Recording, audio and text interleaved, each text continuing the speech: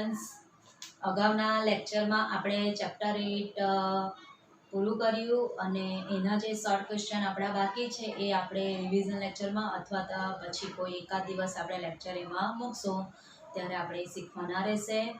અને બીજી એક ખાસ વાત કરવાની છે કે તમને મે બી એવું લાગે કે મને આ ચેપ્ટરમાં બરાબર સમજાતું નથી અથવા તો દાખલાના સ્ટેપ નથી ખબર પડી તો તમે મને ક્વેરી મોકલાવી શકો છો. ઓકે, હવે હેતવત સરે તમને લેક્ચરમાં રચનાવાળું ચેપ્ટર સ્ટાર્ટ કરી દીધું છે અને એમાં તમે રચના જે ડ્રો કરો છો બરાબર, એમાં તમે પરિકરનો ઉપયોગ કરો બરાબર. ફૂટપટ્ટી, પરિકર અને પેન્સિલનો ઉપયોગ થાય. તો એ પરિકર બરાબર છે, એ પરિકરની મદદથી આપણે જે આકાર દોરી શકીએ બરાબર, ભૌમિતિક શું દોરી શકીએ, આકાર દોરી શકીએ. તો એ ભૌમિતિક આકારનું ચેપ્ટર હવે આપણે સ્ટાર્ટ કરવાનું છે. Okay, so today we are going to talking about chapter number 10 circle. Circle એટલે કહેવાશે ને વર્તુળ કહેવાય. શું કહેવાય? વર્તુળ. ઓકે, હવે આપણે વર્તુળની શું જોઈએ? ડેફિનેશન જોઈએ એટલે કે વ્યાખ્યા જોઈએ. તો વર્તુળની વ્યાખ્યા આપણને એમ તો આગલા ધોરણમાં આવી ગઈ છે પણ આમાં 9મા ધોરણમાં આપણે ફરીથી એકવાર જોઈ તો લેવી પડશે. ઓકે, તો ડેફિનેશનમાં શું છે કે સમતલના બરાબર, આપણું આ બોર્ડ એ શું કહેવાશે? સમતલ કહેવાય બરાબર. સમતલના કોઈ નિશ્ચિત બિંદુથી નિશ્ચિત અંતરે આવેલા સમતલના બિંદુઓના સમૂહને વર્તુળ કહે છે. ચલો હવે બરાબર સમજીએ તો કોઈ નિશ્ચિત બિંદુ એટલે પરિકરની અણી આપણે અહીંયા મૂકીએ બરાબર ને, તે કહેવાશે તમારું નિશ્ચિત બિંદુ. અને નિશ્ચિત અંતર એટલે આ શું કહેવાય? અંતરે આવેલા સમતલના બિંદુઓના સમૂહ. અહીંયા અસંખ્ય શું આવેલા હોય છે? સમતલના બિંદુ આવેલા હોય છે આ રીતે. ઓકે, તો તેને શું કહેવાય છે? વર્તુળ કહેવાય છે. બિંદુઓના સમૂહને શું કહેવાય છે? સર્કલ એટલે કે વર્તુળ કહે છે આ રીતે. ઓકે, ચલો હવે અસંખ્ય આવી ગયા બિંદુઓ. હવે આ જે આપણું નિશ્ચિત શું છે? બિંદુ છે, એને કહેવાશે વર્તુળનું કેન્દ્ર. શું કહેવાય? વર્તુળનું કેન્દ્ર. અને આ જે છે બરાબર અંતર, કેન્દ્રને આપણે ધારો કે નામ આપી દઈએ O અને નિશ્ચિત અંતર લેવાનું આપણે OP. તો OP ને શું કહેવાશે? ત્રિજ્યા. OP ને શું કહેવાય? ત્રિજ્યા બરાબર. એટલે એના પરથી આપણને ત્રિજ્યાની વ્યાખ્યા પણ મળી ગઈ કે જે રેખાખંડનું એક અંત્ય બિંદુ વર્તુળનું કેન્દ્ર હોય અને બીજું અંત્ય બિંદુ વર્તુળ પરનું શું હોય? કોઈ બિંદુ હોય તો તે રેખાખંડને વર્તુળની શું કહેવાય? ત્રિજ્યા કહેવાય બરાબર છે. અથવા તો આમ પણ આપણે કહી શકીએ કે વર્તુળનું કેન્દ્ર અને વર્તુળ પરના કોઈ બિંદુને જોડતો રેખાખંડ એ શું કહેવાય? વર્તુળની ત્રિજ્યા કહેવાય. અને વર્તુળની ત્રિજ્યાને આપણે સ્મોલ r વડે દર્શાવી શકીએ બરાબર. વર્તુળની ત્રિજ્યાને આપણે સ્મોલ r વડે દર્શાવી શકીએ અને ત્રિજ્યાને ઇંગ્લિશમાં શું કહેવાય? રેડિયસ કહેવાય. શું કહેવાય? રેડિયસ. ઓકે, ચલો હવે આપણે ત્રિજ્યાની વ્યાખ્યા જોઈ અને બીજી એક ખાસ વાત કરવાની કે વર્તુળની ત્રિજ્યા એટલે આપણે બહુ બધા બિંદુઓ છે એટલે આ બધી પણ શું કહેવાશે? વર્તુળની શું કહેવાશે? ત્રિજ્યા જ કહેવાશે. ઓકે, આ બધી શું કહેવાય? વર્તુળની ત્રિજ્યા બરાબર. અહીં આપણે Q R S T U V નામ આપી શકીએ બરાબર. તો ત્રિજ્યા આપણે ઘણી બધી દોરી શકીએ. અસંખ્ય બિંદુ હોવાથી આપણે અસંખ્ય ત્રિજ્યા દોરી શકીએ બરાબર છે. ચલો હવે આપણે જોવાનું છે વર્તુળની વર્તુળ શું જોઈએ હવે? જીવા. વર્તુળની શું જોવાની છે? જીવાની વ્યાખ્યા. બરાબર. આકૃતિ મેં પહેલેથી જ અહીં સર્કલ દોરી દીધા છે, પણ તમારે શું કરવાનું રહેશે? પરિઘ અને પેન્સિલની મદદથી સર્કલ દોરવાનું, અથવા તો શું લેવાનું? એક સિક્કો પણ તમે લઈ શકો, એના દ્વારા પણ તમે વર્તુળ દોરી શકો. ચલો, તો વર્તુળની જીવા કોને કહેવાય તે જોઈએ આપણે. તો જે રેખાખંડના બંને અંત્ય બિંદુઓ વર્તુળ પરના શું હોય? બિંદુ હોય. બંને અંત્ય બિંદુ વર્તુળ પરના જ બિંદુ હોય તો તે રેખાખંડને વર્તુળની શું કહેવાય? જીવા કહેવાય. શું કહેવાય? વર્તુળની જીવા. અને જીવાને ઇંગ્લિશમાં કહેવાય કોર્ડ. બરાબર. શું કહેવાય? કોર્ડ. ચલો, હવે જીવા પણ આપણે એવું નથી કે અહીંયા દોરી શકીએ, આ રીતે પણ દોરી શકાય. સીધી પણ શું કહેવાય? જીવા જ. અથવા તો આમ ઊભી પણ દોરી શકીએ તો એસી શું કહેવાય? જીવા. અને એ જ રીતે બીડી પણ આપણે દોરીએ તો બીડીને શું કહેવાશે? જીવા જ કહેવાય. બરાબર. ચાલો, હવે આપણે જીવા પછી જોઈશું વ્યાખ્યા આપણે વર્તુળનો વ્યાસ. બરાબર. તો વર્તુળનું આ શું છે? આપણે શું લેવાનું? કેન્દ્ર O. તો જે જીવા વર્તુળના કેન્દ્રમાંથી પસાર થાય, જે જીવા વર્તુળના કેન્દ્રમાંથી પસાર થાય તો તે જીવાને વર્તુળનો શું કહેવાશે? વ્યાસ કહેવાય. વર્તુળનો વ્યાસ કહેવાય. બરાબર. કે જે જીવા વર્તુળના સેન્ટરમાંથી જ પસાર થાય, વર્તુળના કેન્દ્રમાંથી જ પસાર થાય તો તે જીવાને વર્તુળનો વ્યાસ કહેવાય. અને વ્યાસને ઇંગ્લિશમાં શું કહેવાશે? ડાયામીટર કહેવાય. શું કહેવાય? ડાયામીટર. અને વ્યાસનો સંકેત જ શું આવશે? ડી. અને ત્રિજ્યાને આપણે ડબલ કરશું એટલે 2 ગુણ્યા શું કરીએ? r કરીએ. એટલે કે ત્રિજ્યા થયા OA અને OB.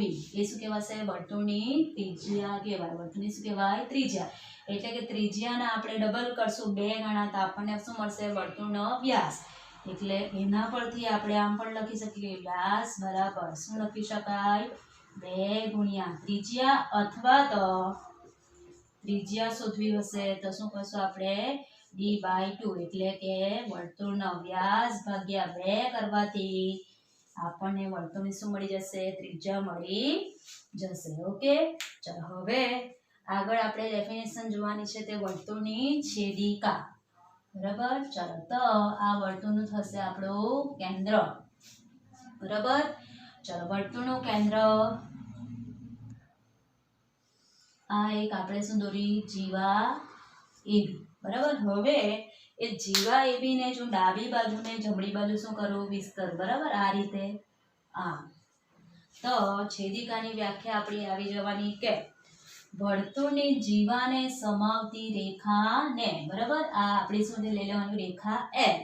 વર્તુળની જીવાને સમાવતી રેખાને વર્તુળની શું કહેવાશે? છેદિકા કહેવાય. શું કહેવાય? વર્તુળની છેદિકા. તો છેદિકાને ઇંગ્લિશમાં કહેવાશે શિખંડ કહેવાય. શું કહેવાય? શિખંડ. બરાબર. તો આ થઈ આપણી શું? વર્તુળની છેદિકા. હવે આ તો આપણે શું કર્યું? ઇન્ટ્રોડક્શન લેક્ચર છે એટલે રિવાઇઝ જ કર્યું. વર્તુળની વ્યાખ્યા, આપણે વર્તુળની વ્યાખ્યા જોઈ, વર્તુળની જીવાની ત્રિજ્યાની વ્યાખ્યા જોઈ, પછી વ્યાસની વ્યાખ્યા જોઈ જીવાની, અને શું જોયું આપણે? વર્તુળની છેદિકાની વ્યાખ્યા જોઈ. હવે આપણે વર્તુળનો શું જોવાનું છે? પરિઘ જોવાનું છે. શું જોવાનું? પરિઘ.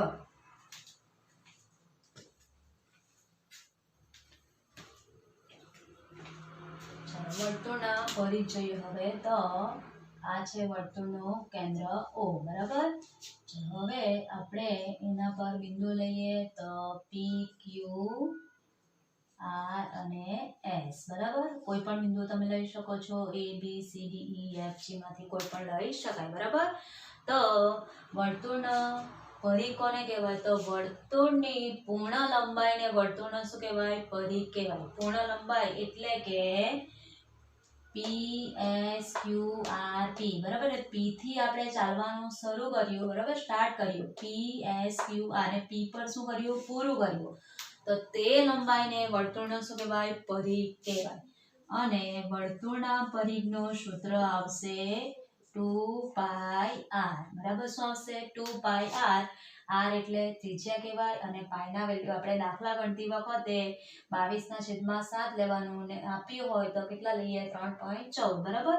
હવે એ પરિઘના સૂત્રને પણ આપણે આ રીતે લખી શકીએ કે પાઈ ગુણ્યા 2r થાય બરાબર. અને 2r એટલે ત્રિજ્યાના બમણા એટલે શું કહેવાય વર્તુળનો વ્યાસ એટલે પાઈ ઇન્ટુ ડી એ વર્તુળના પરિઘનું શું બને સૂત્ર બને. આવું તમને 1 માર્ક્સમાં પણ પૂછી શકાય બરાબર. હવે વર્તુળના પરિઘ માટે આપણે એક સિમ્પલ ઉદાહરણ યાદ રાખવાનું એકદમ સિમ્પલ એટલે સિમ્પલ કે આપણે લુન્સીગોના સર્કલનું એક શું કરીએ પરિભ્રમણ પૂરું કરીએ એક જગ્યાએથી ચાલવાનું સ્ટાર્ટ કરીએ આંટો મારવાનું બરાબર છે. તો એ શું બની જશે વર્તુળનો પરિઘ કહેવાય. એટલે કે જળ પાસેથી આપણે ધારો કે ચાલવાનું ચાલુ કર્યું અને પછી કાં આગળ આવીને પાછા આવીએ સ્ટોપ થાય તો જળ પાસે તો એ શું કહેવાય વર્તુળનો શું બની જશે પરિઘ બની જાય. એટલે એ રીતે આપણે યાદ રાખી શકીએ. ચાલો હવે આપણે શું જોવાનું છે વર્તુળનું ચાપ જોઈએ. શું જોઈએ વર્તુળનું ચાપ. વર્તુળનો ચાપ કોને કહેવાય તે. ચાલો હવે આ ચાપ જે વર્ડ છે એનાથી તમે ફેમિલિયર છો જ બીકોઝ કે ચેપ્ટર નંબર 11 માં તમે શું દોરી રચનાઓ દોરી બરાબર ને. રચનાઓ દોરી તો તેમાં તમે ખૂણાઓ દોરવા માટે શું કરતા હતા ચાપ દોરતા હતા બરાબર. ધારો કે તમને ખૂણો 60 કીધેલો હોય તો કોઈ કિરણ પર તમે આ રીતે શું મારતા પહેલા ચાપ મારતા બરાબર. પછી એક બીજો ચાપ આગળ મારીએ અને આમાંથી આપણે ખૂણા 60 ની શું કરતા હતા રચના. તો આને શું કહેવાય ચાપ. પરંતુ એ તો આપણે રચના માટે જોયું. આપણે તો વર્તુળનું ચેપ્ટર છે એટલે હવે આપણે શાના માટે જોવાનું છે વર્તુળ માટે ચાપ જોવાનું છે. ઓકે તો વર્તુળ પરના કોઈ પણ બે બિંદુ લેવાના બરાબર. કોઈ પણ બે અહીંયા લેવાય કોઈ બરાબર કે વર્તુળ પરના કોઈ પણ બે બિંદુ વચ્ચેના વર્તુળના ભાગને કોઈ પણ બે બિંદુ વચ્ચેના વર્તુળના ભાગને વર્તુળનો શું કહેવાય ચાપ કહેવાય. શું કહેવાય ચાપ. એટલે ચાપને આપણે આ રીતે પણ દોરી શકીએ બરાબર. અને 10મા ધોરણમાં તમને વર્તુળની રચના તો આવવાની જ છે તેમાં તમને આ ખૂબ જ કામ આવવાનું છે. એટલે આ રીતે એને શું કહેવાય વર્તુળનો ચાપ કહેવાય કે બે બિંદુઓ વચ્ચેના વર્તુળના ભાગને વર્તુળનો શું કહેવાય ચાપ કહેવાય. અને ચાપને ઇંગ્લિશમાં શું કહેવાય આર્ક કહેવાય. શું કહેવાય આર્ક કહેવાય. અને આ જે ચાપ દોર્યો આપણે તો ચાપ PQ બરાબર. બોલાઈશું આપણે વાંચવાનું શું ચાપ PQ. સંકેતમાં આપણે ચાપ PQ ને લખવું હોય તો એનો સંકેત છે આ રીતે. હા એ શું કહેવાય આપણે જે ચાપ મારીએ ને એ જ. એટલે આ શું થયો એનો સંકેત. સંકેતમાં બોલાય ચાપ PQ બરાબર. એટલે તમારે નવો સંકેત હવે યાદ રાખવાનું રહેશે. ચાલો હવે વર્તુળના ચાપની વ્યાખ્યા જોઈ. હવે એમાં પણ પાછું તમે જો કે બે ક્વેશ્ચન બને છે હા ને આ રીતે. એને આપણે જરાક બીજા વર્તુળમાં જોઈએ તો આ રીતે એક આપણે ચાપ માર્યો આ રીતે બીજો ચાપ બરાબર પરિઘની મદદથી. તો એક ભાગ તો આ છે નાનો ભાગ બરાબર છે અને બીજો ભાગ છે સોરી આ વર્તુળનું આપણે શું લઈ લેવાનું કેન્દ્ર. આ પણ શું કહેવાય વર્તુળનું કેન્દ્ર ઓ લઈ લેવાનું ફક્ત સમજ માટે છે. ચાલો એટલે આ જે PQ છે નાનો ભાગ છે પરંતુ PQ આમ પણ વંચાય ને એટલે આ થાય શું મોટો ભાગ. શું કહેવાય મોટો ભાગ. એટલે બે ભાગ બને. કેટલા ભાગ બને બે. એટલે આ મોટો જે ભાગ છે બરાબર મોટો ભાગ છે એટલે ચાપ જે PQ નો કેવો ભાગ મોટો ભાગ બરાબર. એ મોટા ભાગને કહેવાશે ગુરુ ચાપ બરાબર. આમ પણ ગુરુ એટલે શું કહેવાય મોટું કહેવાય. ગુરુ એટલે શું કહેવાય મોટું. એટલે મોટા ભાગને શું કહેવાશે ગુરુ ચાપ. એટલે આ બોલાશે ગુરુ ચાપ PQ. શું બોલાય ગુરુ ચાપ PQ. અને બીજો એક ભાગ છે આપણે જોઈએ તો કયો આ આટલો પોર્શન બરાબર. તો એને કહેવાશે ચાપ PQ નો એટલે કે નાનો ભાગ છે બરાબર. કેવો નાનો ભાગ. તો એ ચાપ PQ ને શું કહેવાશે વર્તુળનો લઘુ ચાપ. ને લઘુ એટલે કેવું કહેવાય નાનું. એ આપણને ખબર જ છે. એટલે જે નાનો ભાગ છે એને આપણે શું કહીશું લઘુ ચાપ અને મોટો ભાગ છે એને શું કહીશું આપણે ગુરુ ચાપ બરાબર છે. એટલે આપણે આટલી વસ્તુ બરાબર ખાસ યાદ રાખવી પડશે. એટલે એના માટે તમારે થિયરી વાળો જે પોર્શન છે ને એ વારંવાર શું રીડ કરતા રહેવું પડે. ઓકે, ચાલો હવે આપણે નેક્સ્ટ જે ટોપિક જોવાનો છે તે જોવાનો છે કે વર્તુળ દ્વારા તેના સમતલનું વિભાજન કેટલા ભાગમાં થાય છે તે. ઓકે,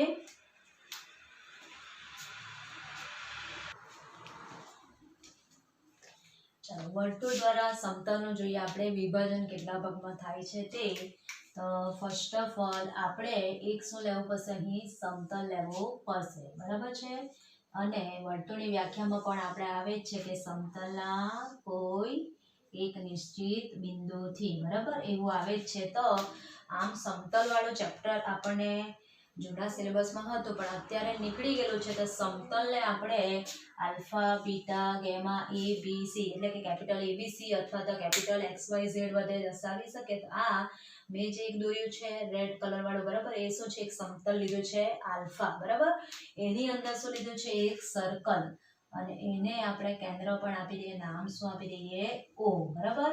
તો વર્તુળ દ્વારા સમતલનું કેટલા ભાગમાં વિભાજન થશે, તો 3 ભાગમાં વિભાજન થાય. કેટલા ભાગમાં, 3 ભાગમાં, બરાબર. તો સૌથી પહેલો જે ક્વેશ્ચન આવશે તો વર્તુળની અંદરનો ભાગ, બરાબર. પછી આવશે વર્તુળની બહારનો ભાગ, અને છેલ્લું આવશે આપણું વર્તુળ પોતે, બરાબર, વર્તુળ પોતે અથવા તો એકલું વર્તુળ, બરાબર. ચાલો તો આને આપણે બરાબર સમજીએ કે વર્તુળનો અંદરનો ભાગ કોને કહેવાય તે. તો ત્રિજ્યા કરતા, બરાબર, ત્રિજ્યા એટલે આપણે અત્યારે જોઈ કે આ શું કહેવાય, ત્રિજ્યા, બરાબર. આ ત્રિજ્યા કરતા ઓછા અંતરે આવેલા, ઓછા અંતરે, બરાબર, એટલે આ આપણે બિંદુ લેવાના નથી. આ જે પોર્શન છે તે ત્રિજ્યા કરતા ઓછા અંતરે આવેલા વર્તુળના સમતલના બિંદુઓના સમૂહને, બરાબર, વર્તુળનો શું કહેવાશે, અંદરનો ભાગ કહેવાય છે, બરાબર. ચલો હવે આપણે જોઈએ વર્તુળનો બહારનો ભાગ કોને કહેવાય તે. તો ત્રિજ્યા કરતા વધારે અંતર આવેલા, આ ત્રિજ્યા થઈ આપણે અહીંયા પૂરી થઈ ગઈ, બરાબર ને. તો ત્રિજ્યા કરતા વધારે અંતરે આવેલા, બરાબર, વર્તુળના એટલે આ જે છે તે, બરાબર, વર્તુળના સમતલના બિંદુઓના સમૂહને શું કહેવાશે, વર્તુળનો બહારનો ભાગ. શું કહેવાય, વર્તુળનો બહારનો ભાગ. અને છેલ્લું છે આપણું શું, વર્તુળ પોતે. વર્તુળ પોતે એટલે એ કહેવાશે આપણું વર્તુળાકાર શું કહેવાય, પ્રદેશ, કે વર્તુળ અને, બરાબર, વર્તુળ, આ વર્તુળ થયું આખું, બરાબર. તો વર્તુળ અને તેનો અંદરનો ભાગ મળીને, વર્તુળ અને તેનો અંદરનો ભાગ બનીને શું બનાવે છે, વર્તુળાકાર પ્રદેશ બનાવે છે, બરાબર. એટલે વર્તુળ દ્વારા સમતલનો 3 ભાગમાં વિભાજન થાય. વર્તુળની અંદરનો ભાગ, વર્તુળની બહારનો ભાગ અને વર્તુળ, બરાબર. આવા શોર્ટ ક્વેશ્ચન તમને પરીક્ષામાં પૂછી શકાય છે. અને હા, આપણે ત્રિકોણ માટે પણ એ જોઈ ગયા છે, બરાબર, કે ત્રિકોણ સમતલનું કેટલા ભાગમાં વિભાજન કરે. સેમ એ રીતનું છે આમાં, કે ત્રિકોણની અંદરનો ભાગ, ત્રિકોણની બહારનો ભાગ અને ત્રિકોણ પોતે, બરાબર. એટલે એ રીતે આપણે વર્તુળમાં પણ યાદ રાખી શકીએ. ઓકે, ચલો હવે આજનો જે આપણો ઇન્ટ્રોડક્શન લેક્ચર છે એમાં તો આપણે થોડુંક રિવિઝન કરીએ અને થોડુંક શું જોયું, નવામાં ફક્ત શું જોયું છે આપણે, વર્તુળનો ચાપ જોયો અને સમતલ દ્વારા વર્તુળનો કેટલા ભાગમાં વર્તુળ દ્વારા સમતલનો કેટલા ભાગમાં વિભાજન થાય એ જોયું. બાકી આપણને ત્રિજ્યા, એટલે કે વર્તુળની ત્રિજ્યા, વર્તુળનો વ્યાસ, વર્તુળની જીવા, વર્તુળની છેદિકાની વ્યાખ્યા એ તાગલામાં આવી જતી હતી, બરાબર.